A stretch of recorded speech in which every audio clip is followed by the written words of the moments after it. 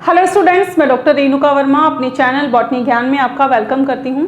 आज जो टॉपिक हम पढ़ने जा रहे हैं यह है डेवलपमेंट ऑफ मेल गैमेटोफाइट यानी कि नर युग्मकोद्भिद का विकास। तो ये जो टॉपिक है ये आरपीएससी असिस्टेंट प्रोफेसर बॉटनी के पेपर फर्स्ट के यूनिट 8 का एक टॉपिक है, पहला टॉपिक है और ये बीएससी और एमएससी दोनों में ही है। तो ये जो टॉपिक है ये क्या कह रहा है, इसको समझने से पहले अगर आप मेरे चैनल पर नए हैं तो प्लीज़ मेरे चैनल को सब्सक्राइब कर दीजिए और बेल बटन दबाकर नोटिफिकेशन स्टार्ट करना ना भूलें। और अगर आपको लगता है कि मेरे वीडियोस हेल्पफुल हैं तो इन्हें लाइक एंड शेयर जरूर करें। तो स्टार्ट करते हैं आज का टॉपिक जो है मेल गैमेटोफाइट डेवलपमेंट। सबसे पहले हम ये जानें कि मेल गैमेटोफाइट जो है वो कहाँ पे डेवलप होता है। तो मेल गैमेटोफाइट का जो डेवलपमेंट है वो होता है एक इमेच्योर एंथर में और वहीं पर जाकर के ये मैच्योरिटी को रीच करता है। तो एक जब हम एंथर की बात करते हैं तो एंथर में 4 पोलन शेक्स या लॉक्यूल होते हैं जिनमें बहुत सारे न्यूमरस माइक्रोस्पोर मदर सेल्स होती हैं। ये माइक्रोस्पोर मदर सेल्स जो हैं उनमें प्रत्येक के अंदर जब मियोसिस होता है तो प्रत्येक माइक्रोस्पोर मदर सेल से 4 माइक्रोस्पोर का फॉर्मेशन होता है टेट्राड में या चतुष्क के रूप में। तो ये देखिए ये क्या है, ये एक एंथर है। एंथर के टीएस में अगर हम देखें तो यहाँ पर 1, 2, 3 और 4 ये 4 जो हैं पोलन सेक्स यहाँ के अंदर प्रेजेंट होते हैं जिनके अंदर माइक्रोस्पोर मदर सेल्स होती हैं। और प्रत्येक माइक्रोस्पोर मदर सेल के अंदर जब मियोसिस होता है तो 1 से 4 माइक्रोस्पोर का फॉर्मेशन होता है। अब माइक्रोस्पोर या पोलन ग्रेन्स जो हैं वो मेल गैमेटोफिटिक जनरेशन की बिगनिंग को प्रदर्शित करते हैं या रिप्रेजेंट करते हैं जो कि मेल गैमेटोफाइट की मदर सेल कहलाती है। तो यहाँ पर जो क्वेश्चन बनता है वो क्वेश्चन ये बनता है कि which cell is called mother cell of male gametophyte. तो वो हो गई माइक्रोस्पोर या पोलन ग्रेन जो कि मेल गैमेटोफाइट की शुरुआत करती है और मेल गैमेटोफाइट की मदर सेल कहलाती है। इनिशियली क्या होता है, जो माइक्रोस्पोर जो है उसका साइटोप्लाज्म पूरे माइक्रोस्पोर के अंदर यूनिफॉर्मली डिस्ट्रीब्यूटेड होता है, ठीक है, और उसमें एक सेंटर लोकेटेड न्यूक्लियस प्रेजेंट होता है जो कि हैप्लॉइड होता है। लेकिन धीरे धीरे क्या होता है, इस साइटोप्लाज्म में एक बड़ी वैक्यूल या लार्ज वैक्यूल का फॉर्मेशन होने लगता है जिससे कि क्या होता है कि न्यूक्लियस तो एक साइड पर चला जाता है और वैक्यूल जो है बाकी पूरे के पूरे माइक्रोस्पोर के साइटोप्लाज्म को घेर लेती है। तो यहाँ पर आप देखेंगे तो शुरुआत में जो माइक्रोस्पोर होता है उसमें यूनिफॉर्म साइटोप्लाज्म और सेंटर में एक हैप्लॉइड न्यूक्लियस होता है। धीरे धीरे जब वैक्यूल फॉर्मेशन होता है तो न्यूक्लियस जो है वो कहाँ चला जाता है, एक किनारे पर चला जाता है और अब इस न्यूक्लियस के अंदर डिवीजन होगा। तो अब उसके बाद में क्या होता है, वेजिटेटिव और जनरेटिव सेल्स का फॉर्मेशन होता है। तो न्यूक्लियस जो था माइक्रोस्पोर का उसमें डिवीजन शुरू हो जाते हैं और तो जैसे ही एक माइक्रोस्पोर का न्यूक्लियस बनता है वैसे ही उसमें डिवीजन शुरू हो जाता है। कंपेयर अगर करें तो वार्मर क्लाइमेट के अंदर ये डिवीजन ज़्यादा तेजी से होता है बजाय कूलर क्लाइमेट के। तो अगर हम बात करें तो ऐसे डिवीजन तभी हो जाते हैं कभी जब माइक्रोस्पोर टेट्राड के अंदर होते हैं ना, उस समय टेट्राड कंडीशन में ही यहाँ पर डिवीजन हो जाता है। तो हम ये भी कह सकते हैं कि जब एक पोलन ग्रेन स्टिग्मा के ऊपर पहुंचता है तो उसका न्यूक्लियस ऑलरेडी डिवाइडेड होता है और मोस्टली वो वेजिटेटिव और जनरेटिव सेल के अंदर डिवाइड होता है। तो माइक्रोस्पोर का जो पहला डिवीजन होता है वो अनइक्वल होता है जिससे कि 2 सेल्स बनती हैं, एक वेरी लार्ज वेजिटेटिव सेल और एक स्मॉल जनरेटिव सेल, यानी कि यहाँ पर बड़ी कायिक कोशिका और छोटी जनन कोशिका का निर्माण होता है।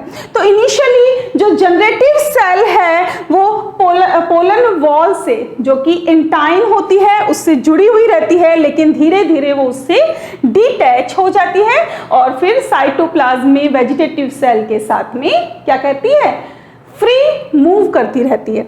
तो पहले ये कंडीशन थी, देन ये कंडीशन हुई, उसके बाद यहाँ पर जो है देखिए न्यूक्लियस के अंदर डिवीजन हुआ, जिससे कि दो कोशिकाएं बनी, दो सेल्स बनी, एक बड़ी वेजिटेटिव सेल और एक छोटी जनरेटिव सेल का फॉर्मेशन हुआ।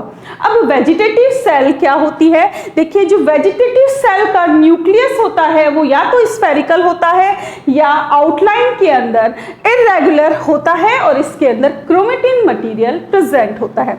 यहाँ पर एक या दो न्यूक्लियोलाई प्रेजेंट हो सकते हैं। इसका जो साइटोप्लाज्म है वेजिटेटिव सेल का, उसके अंदर ribosome, rough endoplasmic reticulum, plastid, active dictyosomes, mitochondria, fat and starch granules present होते हैं।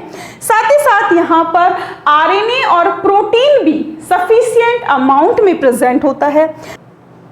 वेजिटेटिव सेल जो है वो जनरली डिवाइड नहीं होती, लेकिन यहाँ पर डीएनए सिंथेसिस होता है, सेल डिवीजन नहीं होता। अगर हम बात करें जनरेटिव सेल की, तो जनरेटिव सेल की जो वॉल है उसकी एक्यूरेट आउटलाइन होती है, लेकिन ये जब हम बहुत पास से देखते हैं तो ये देखने में इरेगुलर दिखाई देती है।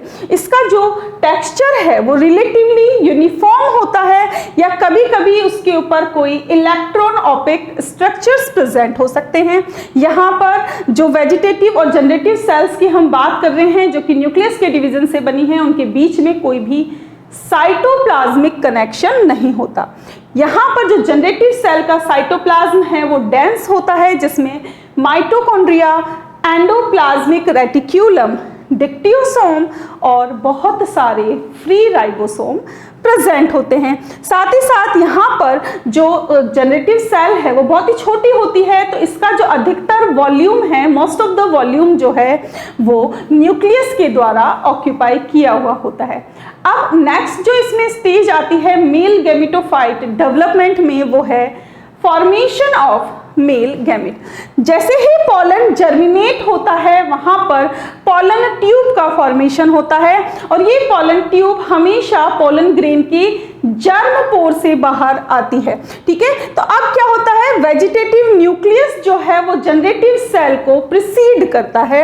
अब एंजियोस्पर्म में जो मेल गैमेट होते हैं वो जनरेटिव सेल का जो न्यूक्लियस है उसमें माइटोटिक डिवीजन द्वारा बनते हैं और ये डिवीजन जो है वो यूजुअली जब पोलन शेड होते हैं एंथर से, उससे पहले ही हो जाता है। तो हम ये कह सकते हैं कि पोलन जब डहिस होते हैं उस समय उसमें 2 मेल गैमेट्स होते हैं, यानी कि ऑलरेडी जनरेटिव सेल डिवाइड हो चुकी होती है। लेकिन कुछ प्लांट स्पीसीज जैसे होलियोप्टेला, पॉर्चुला का, इनके अंदर क्या होता है, इनमें जब पॉलन स्टिग्मा पर पहुंचता है तभी जनरेटिव सेल के न्यूक्लियस में डिवीजन होता है। लेकिन यूफोर्बिया, टेरेकिना, लीलियम और निमोफिलिया और इम्पेशंस में क्या होता है, जब पॉलन ट्यूब बन जाती है तो पॉलन ट्यूब में जनरेटिव सेल का न्यूक्लियस डिवाइड होता है। तो जब जनरेटिव सेल के न्यूक्लियस में माइटोटिक डिवीजन या माइटोसिस होता है तो उससे 2 नॉन मोटाइल मेल गैमेट बनते हैं। जो ये मेल गैमेट है उनके अंदर प्रत्येक में एक बड़ा न्यूक्लियस होता है जो कि साइटोप्लाज्म की एक थिन शीट के द्वारा कवर्ड होता है और सेल मेम्ब्रेन के द्वारा एक्सट्रीमली लिमिटेड होता है। तो यहाँ तक की जो स्टेज है वो मेल गैमेटोफाइट फॉर्मेशन को दर्शा रही है। पहले देखिए डिस्टिंक्ट साइटोप्लाज्म एंड सेंटर में nucleus, then vacuole formation, nucleus जो है वो साइड में आ गया है। अब यहाँ पर न्यूक्लियस में डिवीजन शुरू हुआ जिससे कि 2 सेल्स बनी, वेजिटेटिव सेल और जनरेटिव सेल। देन उसके बाद क्या होगा, वेजिटेटिव सेल जो है वो तो कोई काम करती नहीं है, डिवाइड नहीं होती। अब ये जो जनरेटिव सेल है शुरुआत में तो इंटाइन से जुड़ी हुई होती है जो कि पॉलन की इंटरनल वॉल होती है। बाद में ये जनरेटिव सेल देखिए डिटैच हो गई है इंटाइन से। डिटैच होने के बाद ये जो सेल है जनरेटिव सेल, ये सेल डिवाइड होती है और डिवाइड होकर के मेल गैमेट का फॉर्मेशन करती है। ठीक है, तो ज्यादातर एंजियोस्पर्म में जो मेल गैमेट होते हैं उनकी सेल मेम्ब्रेन सेल वॉल द्वारा कवर्ड नहीं होती, इसीलिए मेल गैमेट जो हैं वो नेकेड होते हैं। ठीक है, मेल गैमेट का जो न्यूक्लियस होता है वो एक यूनिट मेम्ब्रेन के द्वारा बाइंड होता है और मेल गैमेट्स का जो साइटोप्लाज्म है उसमें mitochondria, dictyosome, ribosome and microtubules present होते हैं। माइक्रोट्यूब्यूल का काम ये होता है कि मेल गैमेट का शेप जो है वो ऑल्टर ना होने पाए या उनका जो शेप है वो मेंटेन रहे, ठीक है। तो फंक्शनल प्लास्टिड जो है वो मेल सेल्स के अंदर नहीं पाए जाते, मेल गैमेट में नहीं पाए जाते। अब ये जो दोनों मेल गैमेट्स हैं जो कि गैमेटोफाइट को दर्शा रहे हैं, इनमें एक दूसरे के साथ फिजिकल कांटेक्ट होता है। ये कांटेक्ट जो है वो इसीलिए इंपॉर्टेंट होता है ताकि दोनों ही सेल्स का जो डेवलपमेंट हो रहा है वो एक साथ कोऑर्डिनेटेड मैनर के अंदर हो। ये इसलिए भी इंपॉर्टेंट है क्योंकि यहाँ पर हम सभी जानते हैं कि एंजियोस्पर्म में जो दो मेल गैमेट बनते हैं, ये दोनों ही मेल गैमेट जो हैं एंजियोस्पर्म में डबल फर्टिलाइजेशन का कॉज करते हैं या डबल फर्टिलाइजेशन को स्टार्ट करते हैं। तो एक पोलन ग्रेन में जब दो मेल गैमेट का फॉर्मेशन हो जाता है तो वो उसकी मेल गैमेटोफिटिक स्टेज कहलाता है। तो आई होप ये चीज़ आपको क्लियर हो गई कि मेल गैमेटोफाइट का डेवलपमेंट क्या होता है। तो जनरेटिव सेल से जब दो मेल गैमेटोफाइट का डेवलपमेंट हो, चाहे वो पोलन शेड होने से पहले हो जाए, चाहे वो स्टिग्मा पर पोलन के पहुंचने के बाद हो, या फिर पोलन ट्यूब यानी कि जब पोलन ग्रेन जर्मिनेट होता है, पोलन ट्यूब बनती है, उस पोलन ट्यूब में हो, किसी भी तरीके से जब जनरेटिव सेल से टू मेल गैमेट्स का फॉर्मेशन हो जाता है तो वो एंजियोस्पर्म में मेल गैमेटोफिटिक स्टेज कहलाता है। तो आई होप ये छोटा सा टॉपिक जो है आपको अच्छे से क्लियर हो गया कि किस प्रकार से एंजियोस्पर्म में मेल गैमेटोफाइट डेवलपमेंट होता है। मिलते हैं नेक्स्ट लेक्चर में, तब तक बने रहे हमारे साथ। Thanks for watching and stay tune to botany Gyan for more informative videos. Thank you.